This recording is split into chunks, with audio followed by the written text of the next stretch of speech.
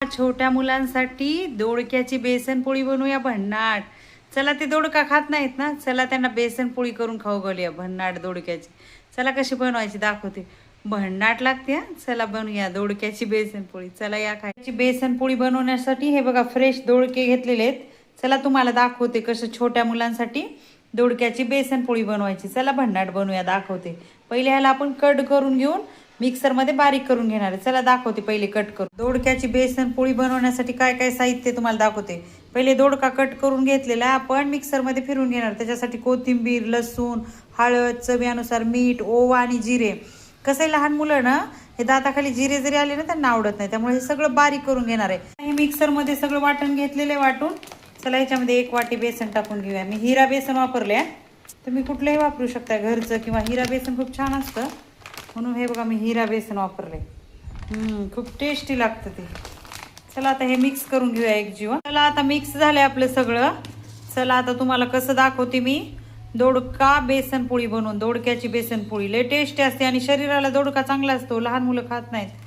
चालते चला बनवते मी. असं बनवायचं बघितलं. चला बनवते. तवा ठेवून घेतलाय. चला बनवते आता. टाकून घेतलं. आता कसं बनवायचं ते दाखवते मी तुम्हाला. बनणार खूप जास्त मोठं नाही बनवायचं, छोटे छोटे बनवायचे म्हणजे त्यांनी खाल्ले पण पाहिजे. पातळ बनवायचे पण छोटे छोटे बनवायचे. असे छोटे छोटे बनवायचे, एकदम छोटे. आता आपण पलटी मारून घेऊया. बघू कसे भन्नाट झाले. त्याला पलटी मारूया. वाव बघितलं किती भन्नाट. हा हा हा हा मस्त वाटतेत का नाही. बघा भन्नाट दोडका बेसन पोळी. हा कसं भाजले. असं खरपूस भाजून घ्यायचं सगळं. एकदम टेस्टी लागतात. बघितलं एकदम खरपूस भाजायचे. चला तयार आहे या. बघितलं का भन्नाट. चला दुसरा बनवूया. खूप मोठे नाही बनवायचे, छोटे छोटेच बनवायचे. लहान मुलांना छोटे छोटे छान आवडतात.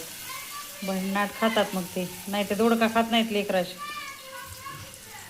तुम्ही पण बनवा. मोठ्या माणसांना बनवायचं असेल तर त्याच्यामध्ये लाल चटणी पण टाकू शकता. चला आता हे पण पलटून घेऊया. बघू कसं झालं.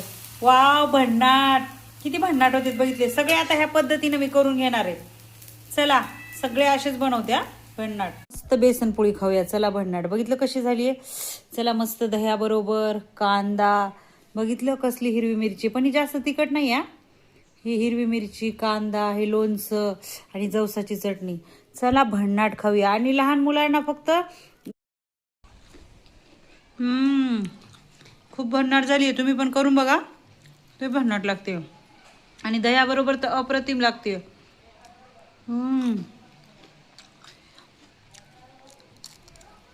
मिरची तिखट नाही आहे.